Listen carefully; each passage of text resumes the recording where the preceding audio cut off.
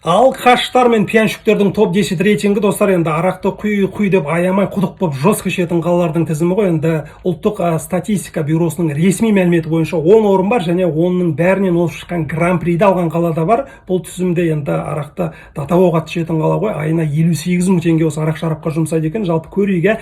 10-шы орыннан бастайық достар. Таңғалып тұрмын, 10-шы орында орналасқан қала ол біздегі оңтүстіктегі мегаполис Шымкент қаласы орналасқан екен. Енді Шымкент көп ішпейді дейтін еді, бірақ бір ішсе қуат деген рас екен. Міне айына 8 мың 9 мың теңге арақ шарапқа жұмсайды екен. Ал 9-шы орында достар бізде ол Атырау қаласы орналасқан екен. Мұнайшылардың ордасы. Енді не жаңағыдай арақ пьет тот, кто мұнай продает деп тұр ғой. Енді 8-ші орында достар бізде Семей қаласы орналасқан екен. Енді күн суық, экология түсінікті. Ал 7-ші орында бізде Жезқазған қаласы орналасқан екен. Айына 13 мың теңге арақ шарапқа жұмсайды екен. Ал 6-шы орында орналасқан қала ол достар бізде Қостанай қаласы екен. Енді араққа мұз салып ішеді екен, рахаттанып тұрып менің естуімше. Ал 5-ші орында достар бізде шығыстағы Өскемен қаласы орналасқан екен. Арақты чистый водканы көп ішпейді, бірақ вино мен жаңағыдай пивоны көп ішеді екен. Ал 4-ші орында достар бізде Петропавл қаласы орналасқан екен. Солтүстіктегі түсінікті, күн суық, енді орыс мінезді халық, орыстар да көп жаңағыдай арақты ішіп артынан пивомен закусывать етеді екен. Енді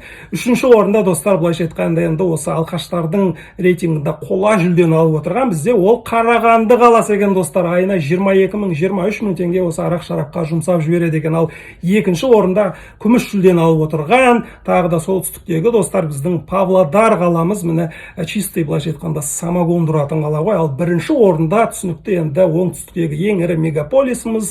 Күнде той, күнде вечеринка, кафе, ресторанның бәрі сол жерде, халық көп. Түсінікті Алматы қаласы достар міне 1-ші орында алтын жүлдені алып отыр. Айына 42 мың теңге осы арақ шарапқа жұмсайды екен. Ал енді гран-приді алған қала достар, таң қалмаңыз, ол осы 10 орынның бәрінен де озып шыққан арақты енді жосқы ішетін қала ол Астана қаласы достар. Елордамыз Астана қаласы екен. Енді өкінішті жағдай, айына 58 мың теңге осы арақ шарапқа жұмсап жібереді екен. Балық басынан шірейді деген бар. Енді елордамыздың, Астанамыздың өзі өстіп пьянствовать етіп жатқанда басқаларға білмеймін. Енді жалпы заңды түрде бұл зұлымдыққа бірте-бірте тыйым салу керек деп есептеймін. Аман сау болыңыздар достар. Келесі видеода кездескенше сау саламат болайық.